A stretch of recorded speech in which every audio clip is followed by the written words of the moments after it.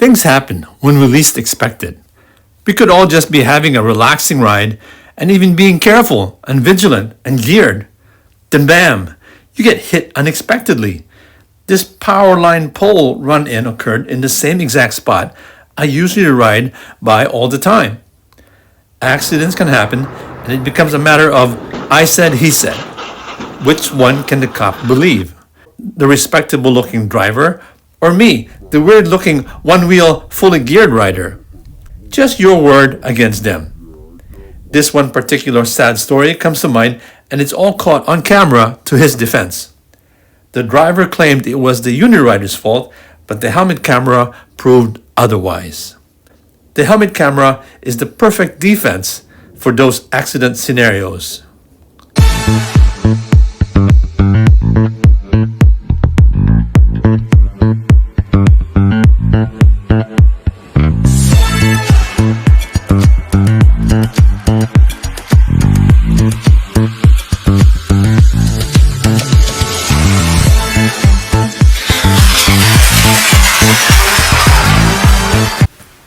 We need a portable helmet camera that is not too expensive and bulky, easy to configure and set up, durable in a crash, has stabilization.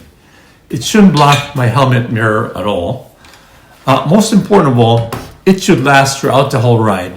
I just set it and forget it. One that I recently bought is my Ghost Drift 4K Plus camera. It's very small.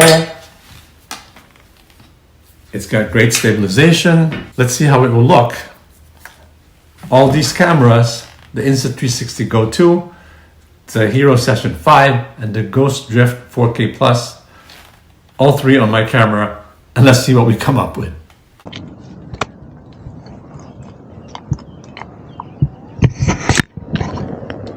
I must have looked really geeky and alien-like with all this contraption, but I didn't care. That's the advantage when you get to be my age.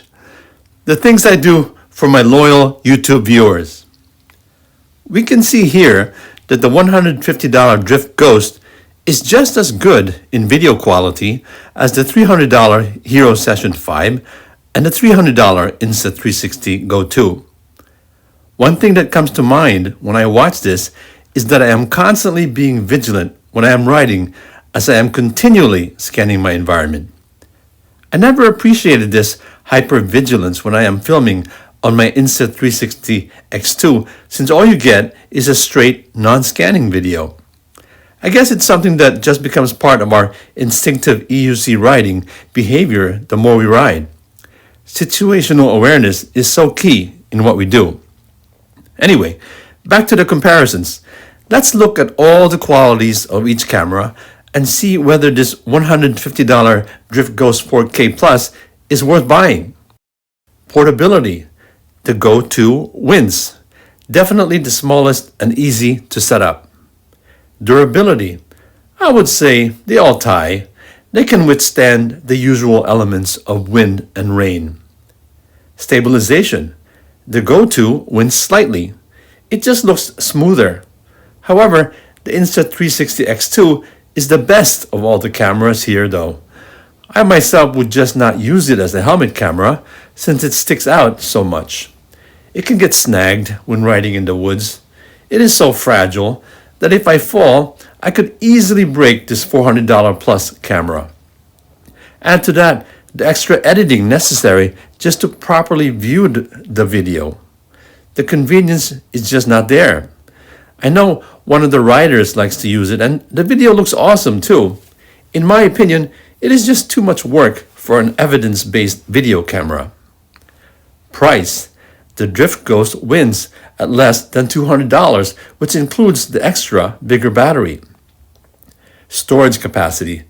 Max for Go2 is 32 gigabytes, although there is a 64 gigabyte version. Hero Session 5 and Drift Ghost tie at 128 gig or even higher. Loop function.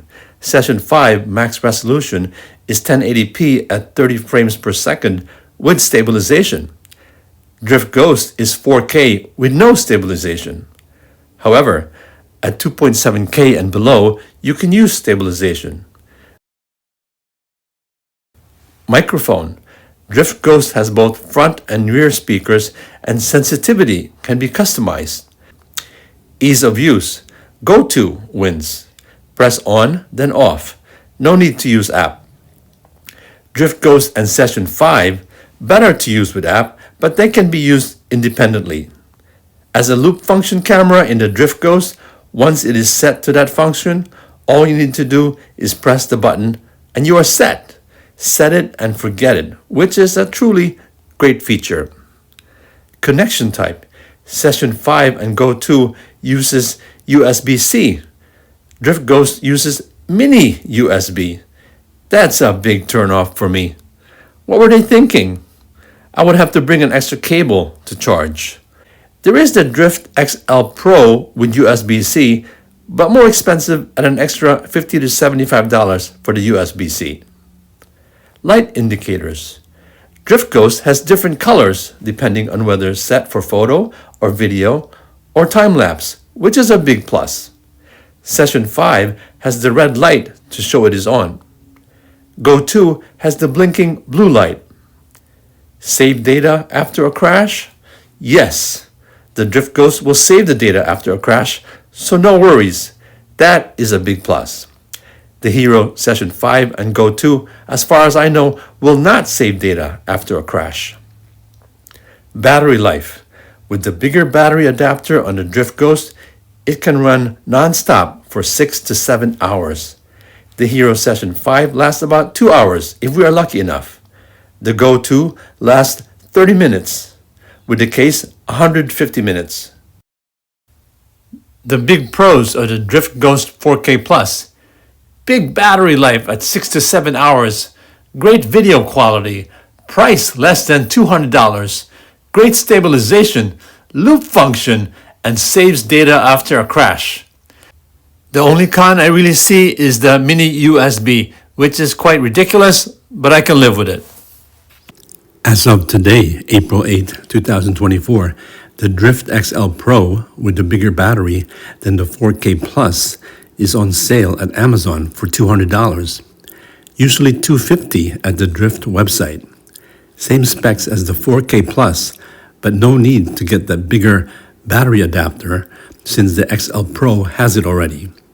It comes with USB-C 2 versus mini USB on the 4K Plus, so that is awesome. Basically only spending an extra $20 to get the XL Pro. Please click my Amazon link in the description at no cost to you. The way this camera works is this white arrow should always be on the top. Should always be pointing upwards. So when I had this on the side of my helmet, I had the white arrow pointing up. But then because this camera was blocking my helmet mirror, I put this camera on top of my helmet and my video ended up being vertical. So you can actually orient this white arrow this way. I should have had the arrow pointing up. I apologize for the vertical video here, which was due to the arrow not pointed upwards. Whether mounted side or top of helmet, just keep the white arrow pointed up. I really love this budget but high quality camera. It offers great bang for the buck.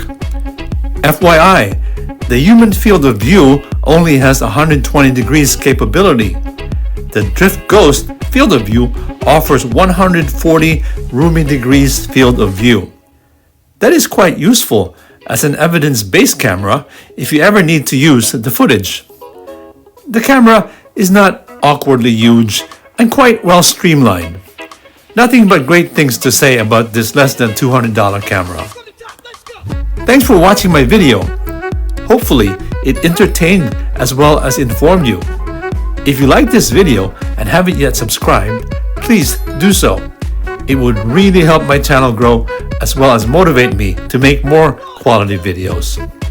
Thanks for watching, and until next time.